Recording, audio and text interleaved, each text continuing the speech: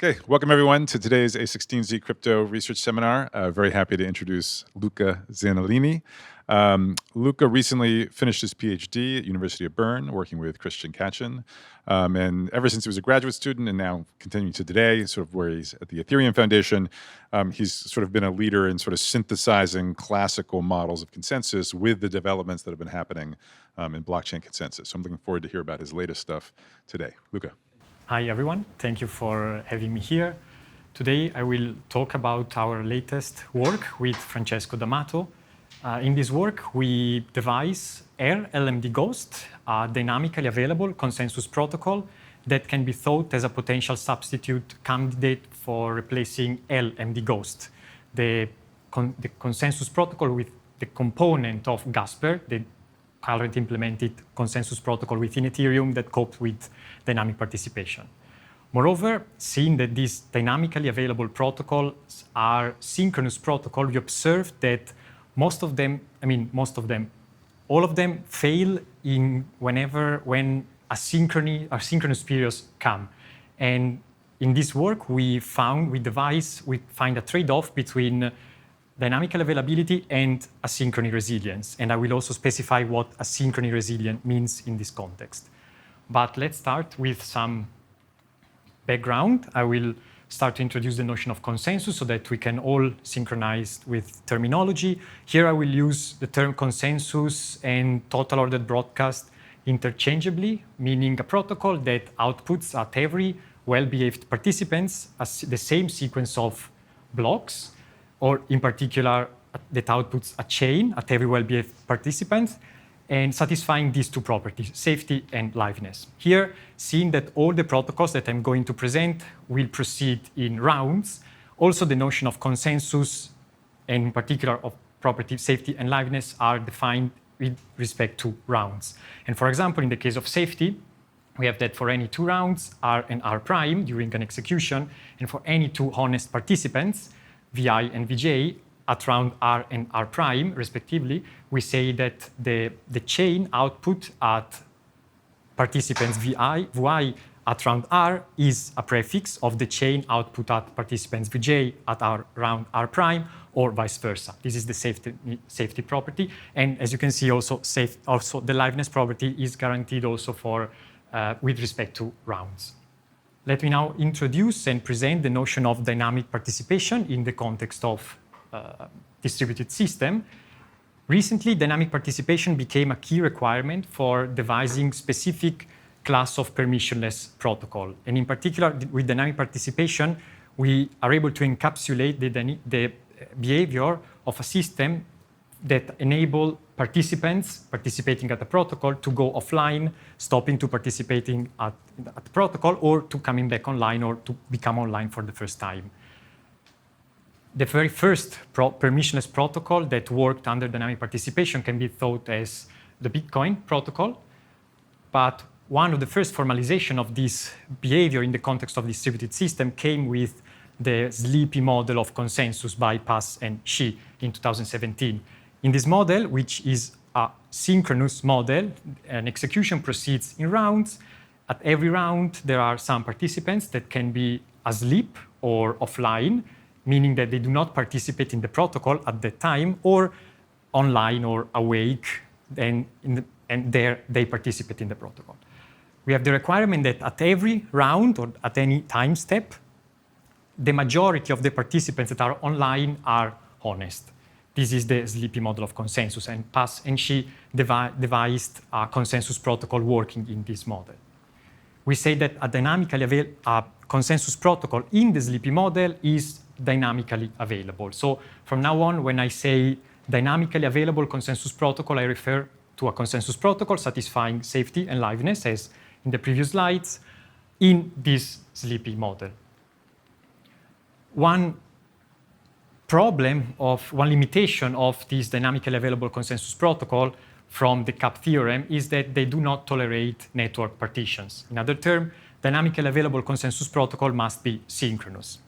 In other terms, we mean that it's not possible to find one consensus protocol that outputs one chain that is both dynamically available and that can guarantee transaction finality in the case of network partitions. Yes? So a question about the sleeping model. The way you described it, it sort of sounded like a 50% threshold was built in to the sleeping model. Yes. Is there something special about a half in these considerations, or? Usually, like in synchronous model, is the minority is like the better resilience that can tolerate. So they try to model this kind of resiliency also in the system by enabling just the majority of the awake participants to be honest. I mean, I'm just wondering, is it conceivable you could get more properties if you assume 2/3? Like have a version, like it seems weird to say like a version of the sleeping model, but with 2/3, right? It's a little. Right. The sleeping model is codified inside this notion of majority. Yes. Even though there are protocols that tolerate 1/3. So it's not really the sleeping model as originally thought. They are just a modification enabling some small changes, but the sleeping model assumes this majority. Noi, Tas, and Se devise as a potential to potentially overcome this impossibility result, devise this ebb and flow family of protocols. An ebb and flow protocol is a protocol, it's a consensus protocol that is made by two components or by two protocols, each one with its own confirmation rule, outputting one chain each. And one component is a synchronous dynamically available consensus protocol. So one of these two components is exactly this protocol that enables dynamic participation. And another component is a partially synchronous consensus protocol, which aims at finalizing blocks output by the synchronous dynamically available protocol. And because of that, the chain output by the partially synchronous component, it's a prefix of the chain output by the dynamically available component. Interestingly, the Gasper, the protocol currently implemented in Ethereum, can be seen in some way as an ebb and flow protocol, at least having this same structure, where RLMD-GHOST is the synchronous dynamically available component, and Casper is the partially synchronous component for finality. In other ways, RLMD-GHOST outputs an available chain, and Casper finalizes blocks on this chain. Here I put a question mark next to dynamically available component, and the reason will become clear soon. And because of that, also our protocol will become, the reason behind our protocol will become also clear. Let's first start to have an overview at RLMD-GHOST protocol as originally thought. RLMD-GHOST protocol is a synchronous protocol that copes with dynamic participation. So it allows participants in this protocol to vary in the participation level. It proceeds in slot. Every slot consists of 2 delta rounds, where delta is the message delay. 32 slots define an epoch. We are considering n validators participating in this protocol. Every validator has a stake. The set of validators here is partitioned into disjoint committees, 1 committee per slot. Each slot has a proposer randomly picked from this committee, and it proposes a block at the beginning of this slot. All the other validators in this committee vote optimistically for the block that has been proposed in this slot. RLMD-GHOST is equipped by a fork choice function. A fork choice function is a deterministic function that is locally computed by every validator and that outputs a canonical chain, which is a chain that is output by this fork choice function based on my current view, so based on the set of messages that I've received so far. In the case of RLMD-GHOST protocol, the fork choice function that is used is the RLMD-GHOST fork choice function. And originally, this fork choice function, how it works is that a validator feed into this fork choice function its own view, so the set of messages that it received so far. The fork choice function starts from the genesis block, and it goes through all the block tree, and it chooses, if we find the fork, it chooses as a next block the child with the heaviest subtree. And with heaviest subtree, we mean with the most stake-weighted latest votes on his descendants. Observe that this is a sort of vanilla fork choice function in the sense that currently implemented for choice function within Ethereum is not properly like this. And the reason for that is that what it's implementing now also has to account for the influence of Casper on top of the protocol, while here instead I'm just analyzing RLMD-GHOST as a single protocol. What happens is that during an execution, the proposer evaluates the fork choice function based on its own view. This fork choice function outputs a canonical chain, and the proposer builds a block and appends this block on the tip of this canonical chain. It broadcasts the block. The voters, before voting, execute the fork choice function based on their own view, and optimistically, this canonical chain will have as a tip the block that has just been proposed, and they will cast a vote on this block. The problem is that RLMD-GHOST is not dynamically available. Yes? So when you say, so latest, that just says like each validator, you're only going to count them once? You only count the latest vote that a validator cast. So for example, if I cast a vote, then I cast another vote, and another vote, I only count the latest one. And there's latest with respect to like slot number? Yes. Yeah, okay. And then I've always, can you say much about the original motivation for this fork choice function? Because if I've got my history right, this was first developed in a proof of work setting when they were thinking about cranking up the block rate in Bitcoin and were worried about having lots of orphans. And so you wanted things to still count sort of even if they were orphaned. And here with this like deterministic block time proof of stake model, it's less clear to me, the intuition why this is a good idea. To be honest, I don't know historically why this fork choice function has been chosen. I know that they started with the Ghost protocol and they did some modification also because the original Ghost protocol is not based on votes, but is based on number of blocks that are attached in order to count this heaviness. But the reason why, the historical reason behind that, I cannot say right now. I need to read about it more, but yeah. So one of the problems of RLMD-GHOST is that it is not dynamically available, and always Noi, Tas, and Tse proved a balancing attack against this protocol, where this attack works by assuming a malicious proposer, and this malicious proposer exploit the fact that the view that every validator has that is used to compute the fork choice function is local, meaning that an adversary could exploit the fact that views are local by creating conflicting views among two subsets of validator, for example, leading to conflicting canonical chains. And this has been shown to be kept going on forever, preventing liveness of the protocol, and because of that, preventing the fact that this is consensus protocol in the dynamically available setting.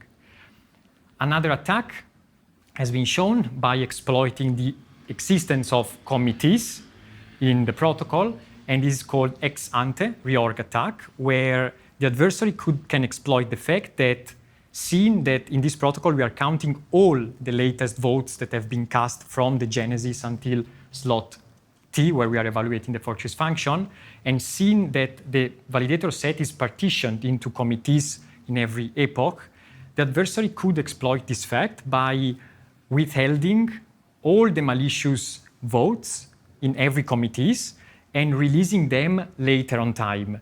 This has been shown to enable reorgs attack, where parts of the chain can be reorged, and this of course prevent safety. So with these two attacks, we have seen that RLMD-GHOST is not dynamically available, at least in this formulation. A solution to this problem has been presented by D'Amato, Noi, Tas, and Tse with the development of Goldfish. Goldfish is a synchronous consensus protocol that enjoys safety and liveness, and because of that is dynamically available. Goldfish builds on top of two mechanisms. One is called view merge, and with the view merge we prevent balancing attacks, in the sense that view merge is a technique that is used to coordinate, to synchronize the view of the proposer with the view of the voters, in the sense that the proposer now, it computes the fork choice function before proposing, and other than proposing the block, it also broadcasts its own view. If synchrony holds, a voter, before casting a vote, it merges this view received by the proposer with its own view.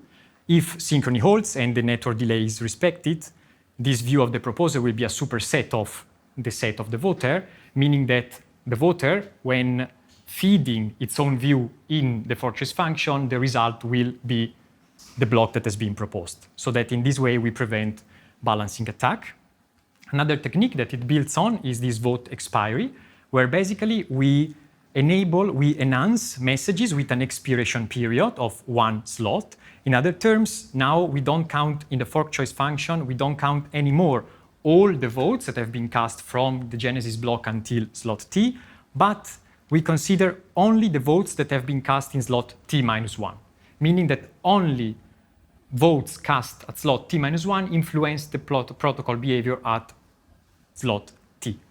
The combination between view merge and vote expiry implies reorg resilience, which implies also dynamically available. So here now we found a protocol, Goldfish, which, by the way, it also has a very similar structure to RLMD-GHOST in the sense that it proceeds in slot. We have committees in every slot. There is a proposer, there is a voter. Now, Goldfish can be thought as a potential replacement for RLMD-GHOST in the sense that it enhances RLMD-GHOST with a similar structure, and it also allows to achieve dynamic participation.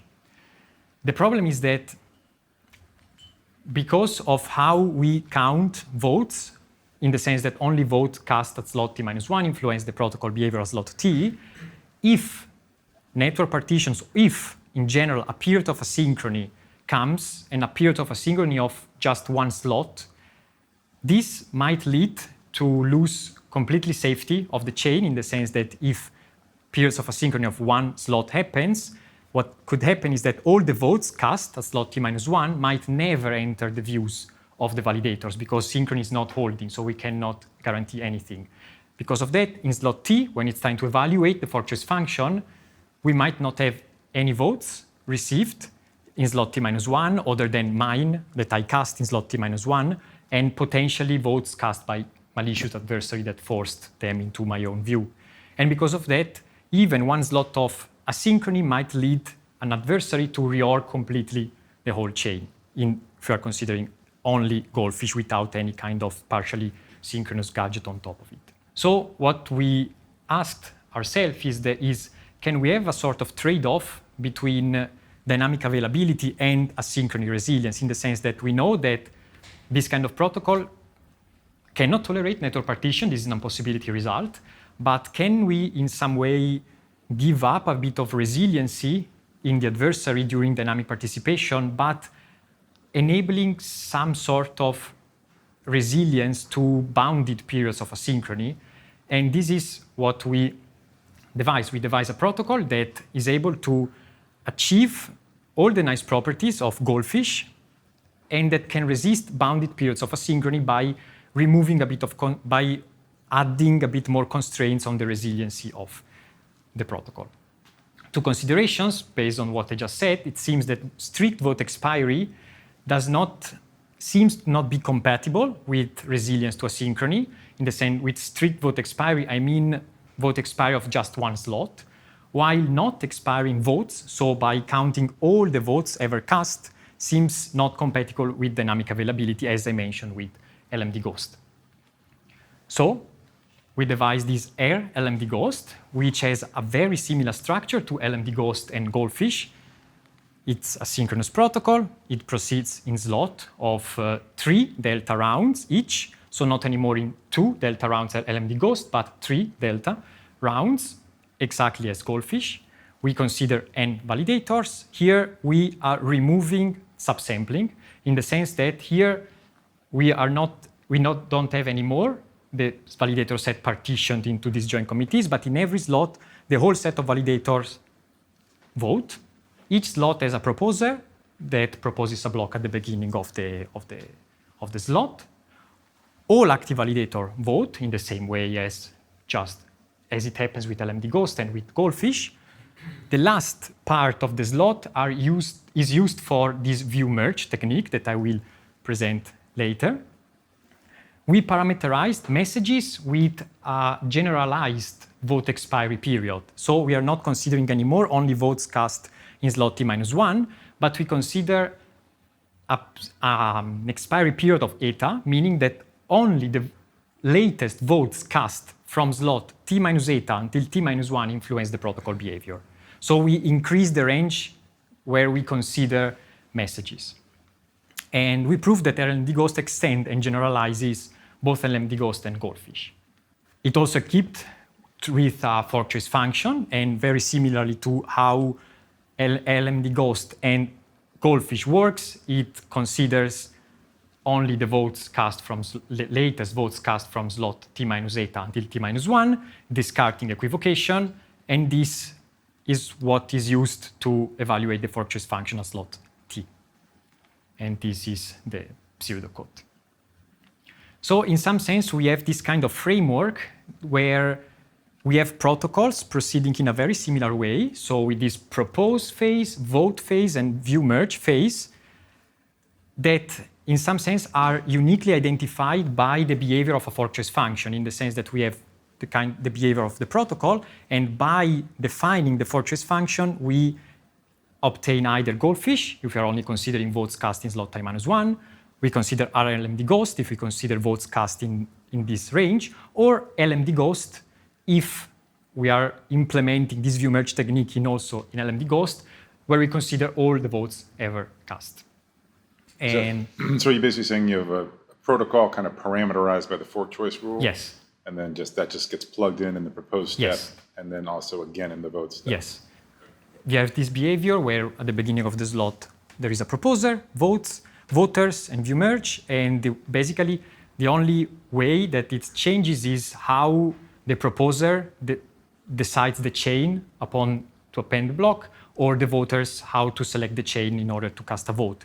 And this is done by following the rule of the fork choice function. So by defining a fork choice function, we obtain Goldfish, LMD-GHOST, or RLMD-GHOST, depending on where you... And ideally, I would think you'd want properties of the fork choice rule, which when plugged into this protocol gives you properties of the protocol. Okay. Yes. So now we ask, is it done? Like, is it just enough to increase the range from which we take the messages, and then just by assuming that at this slot t, we want that the majority of participants are honest? Is this enough, as it happens with the sleepy model, as it happens in Goldfish? Actually, no. The reason for that is that now, seeing that we are increasing the range from which we are considering the votes for the fork choice function, we might consider a scenario where there is a latest unexpired vote cast by a validator at some point in this range, but that at slot t, this validator is not anymore awake.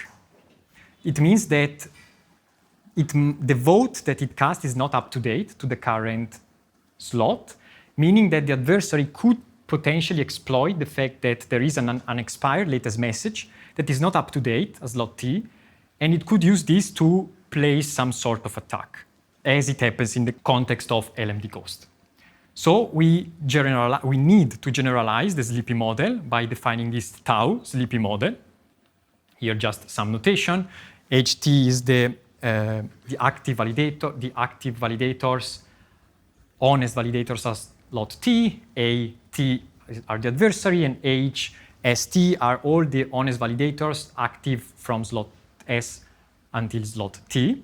And we define that for some tau that goes from 1 to infinity, this condition is required. In other terms, here the intuition behind this is that a slot, now let's not focus on these t minus 1 here. I just want to give you an intuition. The intuition is that at slot T, we need to consider as adversary the adversary and all the validators that have been active at some point between slot t minus 1 and t minus tau that cast a vote, or that could have potentially cast a vote, but that is not active anymore at slot T. So in other ways, we have to give away a bit of resiliency, a bit of adversarial resiliency. But as we will see, we will be able to obtain some interesting properties when it comes to phase asynchrony.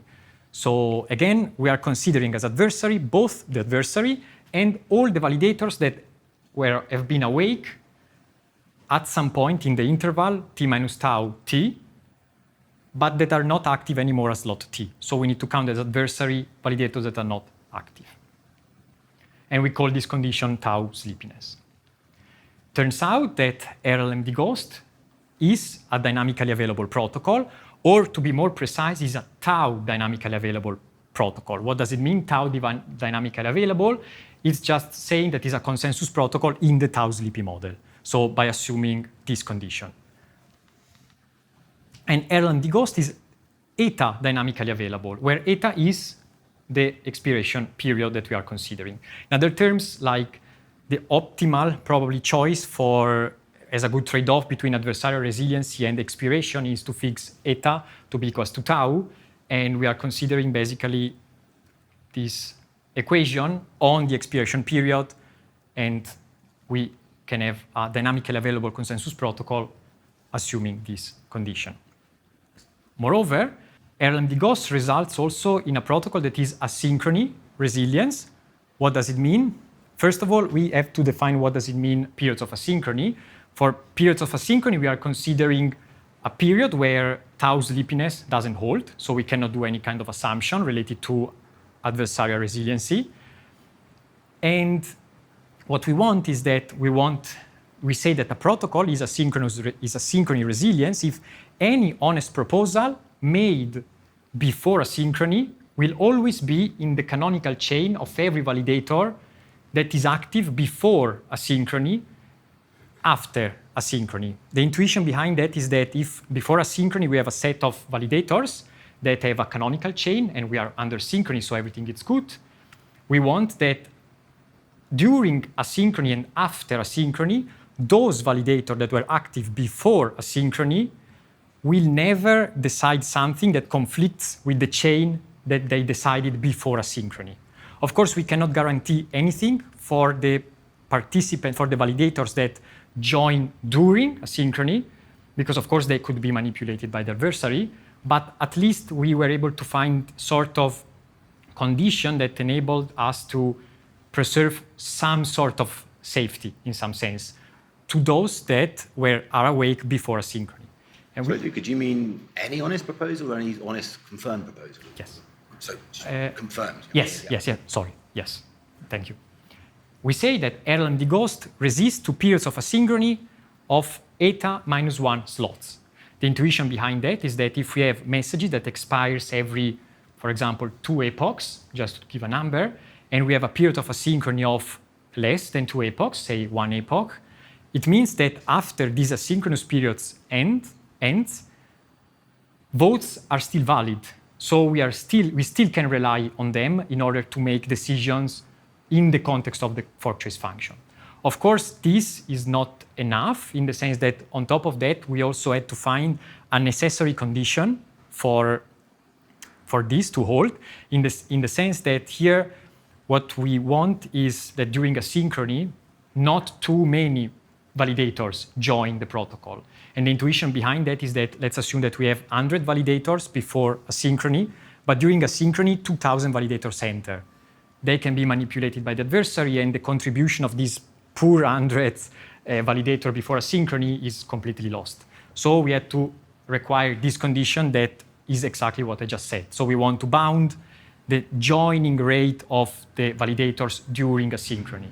We have that if this condition holds, and if an asynchronous period happens, then we can guarantee safety to all the honest validators that were active before asynchrony and that they remain active throughout the period of asynchrony, so that for them, after asynchrony, nothing conflicting is decided, and optimistically, also to those that join during asynchrony, can, after asynchrony, heals from asynchrony by adhering to this same chain. Yes, so RLMD-GHOST resists periods of asynchrony of eta minus 1 slots by assuming this eta sleepiness condition and this condition. So yes, now what happened is that we have this kind of protocol where by doing a sort of trade-off between dynamical availability and asynchrony resilience could be thought as a potential candidate for Gasper, or at least from a theoretical point of view. From a practical point of view, there are still some issues that we need to figure out, and the main issue, as I imagine you already understood from the beginning is that here we are requiring the whole set of validators to vote in every slot. And this clearly is not very easy to achieve from a point of view of throughput. So this is probably the major block that blocks us to go further. But at least this is a sort of starting point to think about how we could better devise protocols considering the possibility of asynchrony in these kind of systems. Can you clarify why you need everybody to vote every single time? Why is it? So we have to prevent the ex-ante reorgs attack. If you remember, like the ex-ante reorg attack, as I introduced. Why can't we just ignore votes from people outside the committee? I'm not fully getting why the committee doesn't work. Like in the same sense that as before, the adversary could use unexpired latest votes cast from this range from each committee and gain weight and place the kind of similar attack of ex ante. In the sense that what we figured out is that the existence of subsampling leads to ex ante reorgs attack. And this is also one of the things that we are trying to figure out in the sense that is it possible to achieve anyway asynchrony resilience even with protocols with subsampling? It seems that with Goldfish, even though Goldfish has subsampling, however, given this strict vote expiry, the power that the adversary could gain is useless in the sense that already after one slot, votes are expired, meaning that even if we have committees for all the 32 slots, the adversary cannot gain any value because if you assume after 3 rounds, all the votes will be anyway expired. And this cannot happen in our case because we have a longer expiration period, meaning that if you have committees within this expiration period, the adversary can still use votes that are unexpired but not up to date to place this kind of attack. Yes. So is this sort of a trade-off between how many periods of, how long the period of asynchrony you can tolerate versus how long you can do this attack? Precisely, yes, exactly. And in fact, we have some limitations of this protocol. And as you mentioned, like the protocol is not dynamically available for any eta that is bigger than tau, in the sense that if we have an expiration period of 5 epochs, for example, but the tau sleepiness is only for the first 2 epochs, all the messages from epoch 2 to epoch 5 can still be used by the adversary in some sense. And it's also not asynchrony resilience for any asynchronous period that is longer than the expiration period. And this is clear in the sense that if we have messages that expire after 2 slots, for example, but you have an expiration period of 2 epochs, during asynchrony, these votes will just expire, and even if we have a condition that I mentioned before, still votes expire, so you cannot do much. So in some sense, exactly, we have to find a sort of trade-off between how much asynchrony we could consider feasible in the context of Ethereum, for example, how much asynchronous period can we expect in this kind of environment, and how much adversary resilience are we willing to give up? Because of course, the longer is the asynchronous period that we can tolerate, the longer will be the expiration period that we consider, and the stricter is the tau sleepiness condition, because we have to consider all the validators that cast a vote that are not anymore awake. So the longer, the stricter becomes this notion of dynamic availability, in the sense that if we consider an expiration period of infinity, meaning from Genesis block until now, what we are requiring is that if we have n validators, at every slot we need n over 2, meaning that in that sense, we are considering dynamic availability only in a very, very, very, very narrow sense. So we need to find the right trade-off. So what could be the right measure of asynchrony that we can tolerate? How much expiration do we want to give? So these are still the challenges that we are facing. And what we are working on, actually we are already worked on, is to combine this RLMD-GHOST with a partially synchronous component, achieving an ebb and flow protocol or a tau ebb and flow protocol, in the sense that an ebb and flow protocol in the tau sleepy model. The goal is optimistically to reach single slot finality, basically. And what we showed is that by combining RLMD-GHOST with a specific kind of confirmation rule called fast confirmation, together with a partially synchronous component, we can optimistically achieve single slot finality in the sense that the block proposed as slot T is finalized by the end of slot T. Of course, again, in order to implement this single slot finality, we need to try to understand how to cope with the fact that this whole set of validators is voting at every round. So this is, in some sense, a block in every kind of protocols where we plug in RLMD-GHOST, in some sense. Another thing that we are working on right now is how to apply these techniques, so aspiration, tau sleepiness, and everything, to deterministically safe, dynamically available protocols. Like, for example, I don't know if you already heard about this protocol, like the protocol by Momose and Ren, or Malky, Momose and Ren, or Loza and Gaffney. They have these dynamically available protocols that work using quorums, and they achieve deterministic safety, but probabilistic liveness. And what we are trying to achieve is to do is, let's take one of these protocol, let's apply the techniques of expiration and tau sleepy model so that we can then compare the two families of protocols, so longest chain or heaviest chain and quorum-based family, in order to see which one could be better fit for the dynamically available component in this ebb and flow protocol. And as I mentioned before, another thing that we are trying to investigate is, as I was mentioned before, finding a sort of, is it possible to find a trade-off between dynamical availability and asynchrony resilience in a protocol that enables subsampling?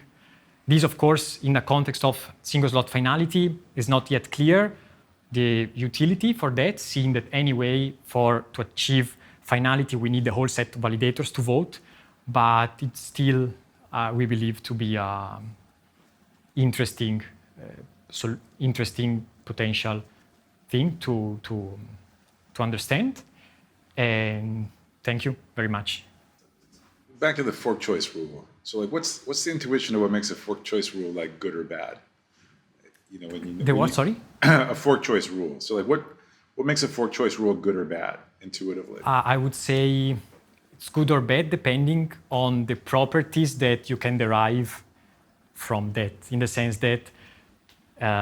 Maybe another way. So what properties of a fork choice rule tend to lead to a protocol with good guarantees versus not? Actually, like, a fork choice function is just used to compute a canonical chain, right? So the fact that we can have a good or bad result, it also depends on how the protocol works. For example, in the case of RLMD-GHOST, we have this fork choice function that, as we saw, given the right context, it enables, it leads to dynamical availability. But even if we have this amazing fork choice function, but, for example, tau sleepiness doesn't hold, we cannot do much anyway. So in some sense, I would say that it's not the fork choice function in this context that is good or bad. It's better or worse depending on the condition around. So, for example, in the case of goldfish, the fork choice function, if we consider a synchronous model, is amazing because it allows to have the minority corruption at every slot, and it achieves dynamical availability or resilience. But if we take into consideration asynchrony, then it doesn't perform very well. So for that, it depends on the problem that you are trying to solve. If you are just if you want to forget about asynchrony, then goldfish is the way to go, I would say. Otherwise, if you want to contemplate possibility of network partitions, then we need to maybe move to more generalized protocols like RLMD-GHOST or, yeah. I don't know if this answers to your question. Yeah, I mean, it sounds like at the moment our understanding is very like non-modular, right? So like what to me would be very satisfying would be like, you know, combine this gadget with these properties, with this gadget with these properties, and you get this consensus protocol with kind of these other properties. And like the ebb and flow protocols are kind of pretty nicely modular in that way, for example, right? Yes. And so somehow like the whole, once you've got the ghost and fork choice rule stuff going on, it seems like a little more muddled together. You know what I mean? Yeah, I think it's the way, because the ebb and flow protocol is a very general protocol, but in their instantiation, for example, by using Goldfish, they also makes use of a fork function. So I believe that the ebb and flow family of protocol is a very interesting formalization of also practical protocols, like for example Ethereum. But then when you consider a specific family of protocol, then you need to take into consideration the challenge. For example, what we also are trying to do is to take this quorum-based dynamically available protocol, apply these techniques for asynchrony resilience, and in that case, we do not have a fork choice function. So, but we still can achieve ebb and flow protocol because we have the base layer that is a dynamically available protocol. On top of that, we put a partially synchronous gadget, and we can achieve ebb and flow protocol without considering the fork choice function. So, but yes, I see what you mean. And in this case, like the choice of the fork choice function should be based on the kind of properties that you would like to achieve and the kind of scenarios that you want to prevent in some sense. Yeah, I guess my comments, they're probably motivated just by, I'm sure you remember, there was that, sequence of sort of attacks on Ethereum, liveness attacks, and then like tweaks to the protocol, right? And just like during that whole discussion, I totally believe the people on the EF side had intuition about why they were proposing the tweaks that they did, but I didn't share that intuition. And I still don't have that intuition. So I'm just, so I'm just like, I just love a little more, let's get a better feeling for kind of what's going to give you good properties. But it sounds like we're maybe not totally there yet. So. Yes. All right. Thanks again. Thank you very much.